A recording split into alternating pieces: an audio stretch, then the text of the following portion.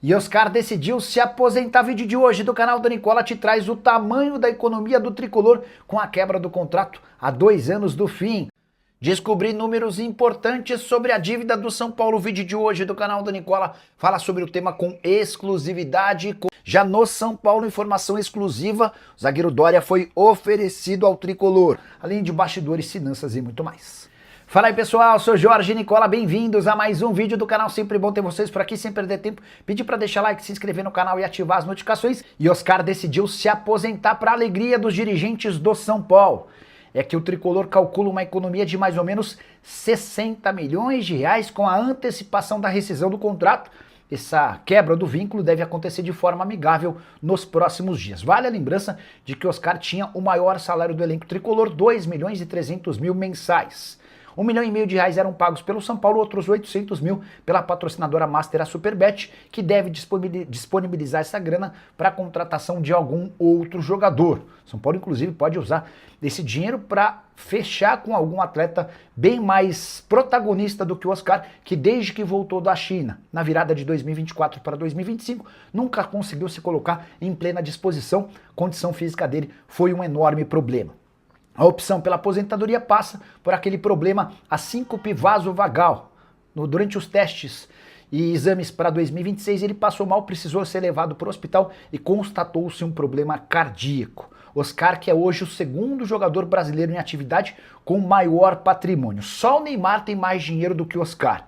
E aí vale a lembrança de que nos 8 anos em que jogou na China, o Oscar voltou ao Brasil com mais de 1 bilhão de reais na conta. O salário dele no futebol chinês era de 24 milhões de euros por temporada. Hulk, Vinícius Júnior, Casemiro, entre outros, não ganharam tanto dinheiro quanto o atleta, que tem inclusive um prédio construído por ele mesmo em um dos endereços mais chiques do país. Esse endereço está numa região de São Paulo. E você, o que pensa sobre a aposentadoria do Oscar e o que faria com esses 2 milhões e 300 mil por mês que o São Paulo passa a ter para contratar reforços? Já usa o espaço para comentário, só não esquece de deixar like, se inscrever no canal. A gente volta às 7, tem live do Nicola. Tchau. Hora de falar sobre as dívidas do São Paulo e a notícia é boa. O tricolor vai fechar 2025 com uma queda importante em relação ao endividamento de 2024. São Paulo havia fechado a temporada passada com 968 milhões de reais de dívida. A expectativa do São Paulo é de que essa dívida feche de 2025 para 2026 em 910 milhões de reais, uma redução de 58 milhões. Movimento importante e meio atípico nos últimos anos do São Paulo. A última vez que o tricolor havia conseguido registrar uma queda na sua dívida havia sido em 2022. Bora fazer essa escadinha dos números do São Paulo ano a ano. São Paulo tinha em 2017 apenas 353 milhões de reais de dívida. Passou em 2018 para 334 milhões, uma redução.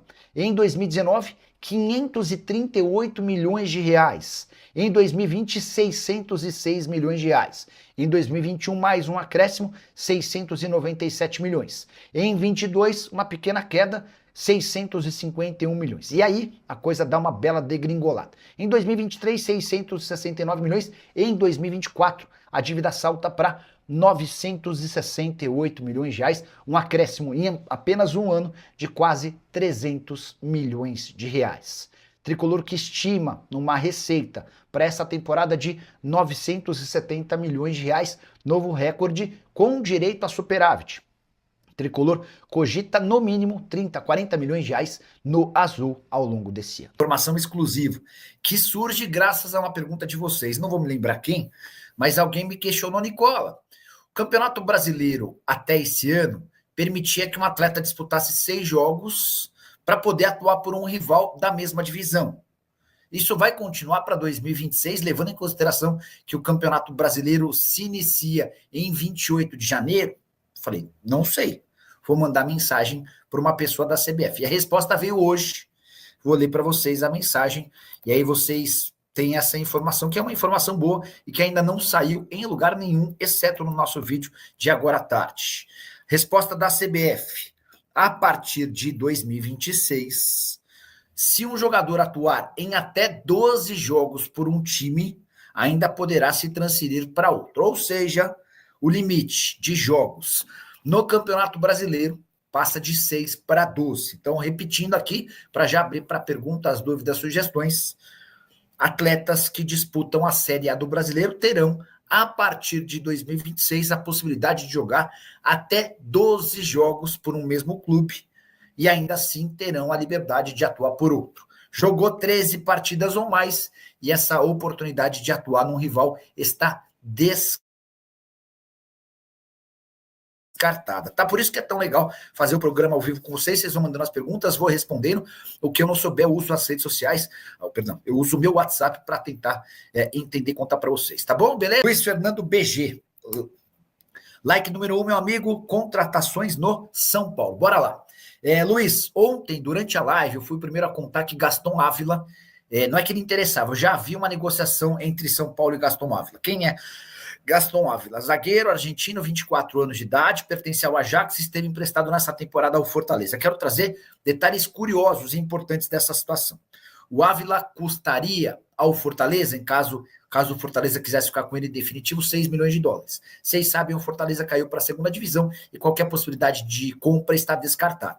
O jogador já foi devolvido ao Ajax e o São Paulo entrou em contato com o Ajax para pedir as mesmas condições, ou seja, um empréstimo de 1 ano, gratuito, com opção de compra de 6 milhões de dólares e com metade dos salários divididos, tá? Ele ganha 720 mil reais por mês, Fortaleza pagou metade, o Ajax pagou metade. O São Paulo sugeriu nessa mesma condição e aguarda uma resposta. Imagino que, até pelo Ajax saber que o São Paulo é um dos clubes, um dos maiores clubes do país, que o Ajax não queira dividir salário e que deixe essa responsabilidade para o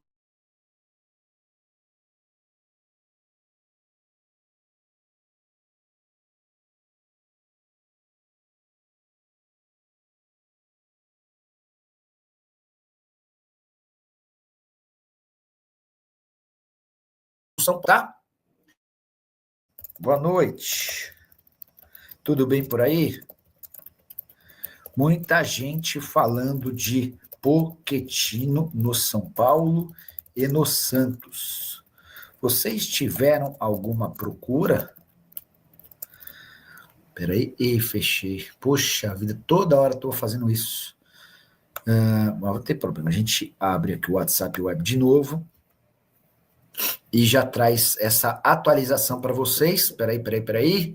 Vai mandando a sua pergunta e deixando o seu like, tá bom? É esse Diego que está tentando algo no São Paulo. Abraços e sucesso sempre. Cara, não tem uma live que não surja a pergunta sobre o Diego Fernandes, não tem problema, até porque os setoristas do São Paulo falam com frequência dele, então é natural que a gente precise também explicar. Diego Fernandes é alguém que trazia dinheiro de jogadores de futebol para o Brasil, tá? Esse era o expertise dele. Nesse ano ele começou a ganhar um pouco mais de notoriedade no futebol quando intermediou o acordo de Carlo Ancelotti e CBF. Confesso que não entendi nada da presença dele, até porque a CBF tinha e ainda tem um dos maiores executivos de futebol do país, o Rodrigo Caetano. Mas não se sabe ao certo porque o Edinaldo preferiu colocar um intermediário em vez de fazer o funcionário da CBF tocar o negócio. Tirem suas próprias conclusões. No fim das contas, o Diego Fernandes ganhou os minutos de fama dele como o cara que ajudou a intermediar a negociação entre CBF e Edinaldo, tá? Pois bem, inclusive vai rolar um processo de um empresário espanhol por conta da divisão do percentual, da comissão, enfim, essa coisa toda.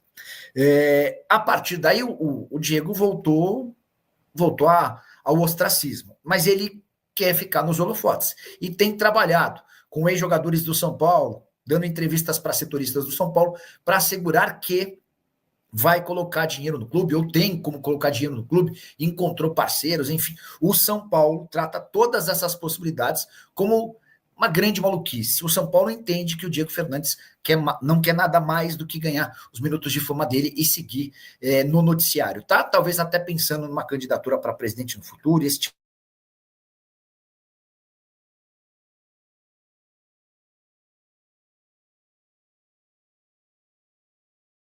de também. Daqui a pouco teremos um convidado. Daqui a pouco teremos um convidado especial, Amilson Moge, vai bater um papo com a gente para falar sobre valores de mercado de clubes, capacidade financeira, em que pé anda a situação dos times de futebol do Brasil. O Amir, eu quero falar sobre Galo e Botafogo. Pessoal que vocês estão assistindo, a gente vai tentar falar sobre o máximo de clubes possíveis. Mas antes, me explica sobre o São Paulo. O São Paulo vive uma situação parecida ao do Corinthians. É outro clube que precisa virar uma SAF.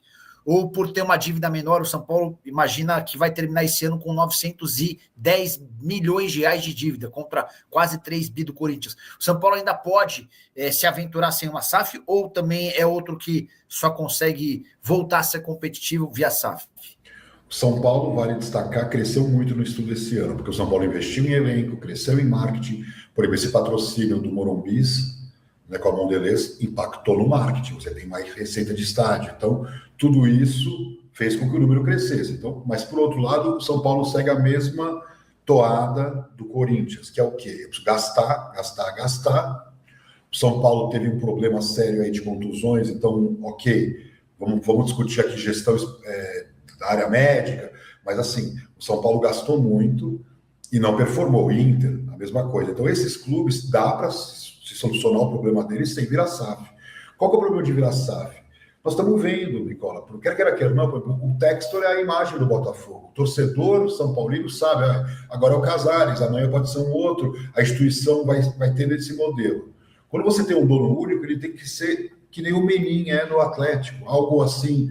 Ele é tão rico, ele é tão atleticano, ele é tão preocupado com as coisas do clube, que eu amo ele, exemplo, né? Eu não concordo muito com essa visão, que parece um pouco Vicente Mateus, mas me parece que o torcedor se sente menos inseguro quando é um torcedor rico, que conhece a cultura do clube e que vai dar prosseguimento. Então, eu vejo assim, o São Paulo não precisa. O que o São Paulo precisa é o que eu falei no caso do Flamengo.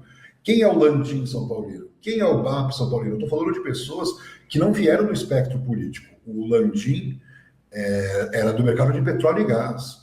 O BAP de telecomunicação, de televisão. Então, assim, mercado de comunicações. Então, assim, não há nenhum neófito nessa história de gestão. Então, não estou falando que o Casares não é um cara preparado, mas não é o mesmo perfil. É um perfil mais empresarial, mais banco. Hoje, por exemplo, esses clubes que têm dívida bancária, tem vários produtos financeiros que você pode usar, recursos do exterior, que você pode, de repente, em vez de você ficar pagando aqui um valor astronômico de banco, pegar um empréstimo do exterior de forma correta, de forma segura, para investimentos que não são, por exemplo, contratar jogador. Porque qual que é o problema, Nicola? Você contrata um jogador, ele se contunde, acabou o projeto. Você pega um dinheiro e investe em marketing, expansão internacional, por exemplo, projetos, né, na área de sustentabilidade. Então, você, por exemplo, usa o clube para que empresas interessadas na parte de sustentabilidade, verde, comecem a se conectar com você em frentes que não é a camisa, não, são ativações, então você vai estar ganhando. Então, o que vai acontecer com o Corinthians, com o São Paulo, depende muito dessa credibilidade da gestão em dar os próximos passos. Preciso contar agora que o Atlético Paranaense fez sondagem ao São Paulo por Arboleda. O Furacão, que está de volta à primeira divisão, entende que o zagueiro equatoriano de 34 anos de idade seria o grande líder que o time precisa na volta à primeira divisão. Não é a primeira vez que um time do sul do país tenta a contratação de Arboleda. No começo do ano, o Grêmio sugeriu o perdão de uma dívida que o São Paulo tem com o tricolor pelo Ferreirinha, além do repasse em definitivo do Arboleda. Negócio que geraria na casa dos 5 milhões de dólares. O tricolor paulista disse ao tricolor gaúcho que não tinha negócio e o Arboleda continuava. E deve ser essa mesma resposta pro Furacão. Antes de gravar esse vídeo, consultei uma fonte importante do São Paulo que me contou que o Arboleda faz parte dos planos para a próxima temporada, apesar de uma mensagem enigmática que ele postou nessa terça-feira, dando conta de que quem voltar ao São Paulo para 2026 vai dar conta do recado. O Arboleda, que nessa temporada pelo tricolor fez 45 jogos com 4 gols marcados. Quero te contar agora que o zagueiro Dória, 31 anos de idade, que já foi jogador do São Paulo lá atrás, acaba de ser oferecido ao tricolor. Dória está rescindindo de forma amigável seu contrato com o Atlas do México e gostaria de voltar ao Brasil. Dória defendeu o São Paulo em 2015, emprestado pelo Marsella, na oportunidade de 18 jogos e 2 gols. Depois ele saiu do São Paulo e atua na Espanha, na própria França, na Turquia, até chegar ao México em 2018. No futebol mexicano, sempre como titular, primeiro pelo Santos Laguna, depois pelo Atlas. Rescisão do contrato de forma amigável se deu por conta de uma dívida que o Atlas tinha com o jogador e a vontade do Dória de voltar ao Brasil. O nome dele foi sugerido ao São Paulo, foi avaliado pela comissão técnica e também pela diretoria. E apesar de ter uma boa imagem no São Paulo, o tricolor entende que hoje precisa de zagueiros mais jovens, até porque vários dos atletas que compõem o elenco já têm mais idade. Então Então é por conta disso que a chance de negociação com Dória hoje é vista como bastante pequena. Contei para vocês, nessa manhã de quarta-feira, que James, zagueiro que pertence ao Mirassol, foi alvo do São Paulo, mas a pedida do Mirassol inviabiliza o negócio. O Mirassol comprou por 4 milhões de reais o atleta e quer vendê-lo por 31 milhões de reais. Também no vídeo dessa manhã já havia revelado que o São Paulo tem a intenção de contratar 6 reforços para o ano que vem. As prioridades: um zagueiro, um volante e um meia atacante.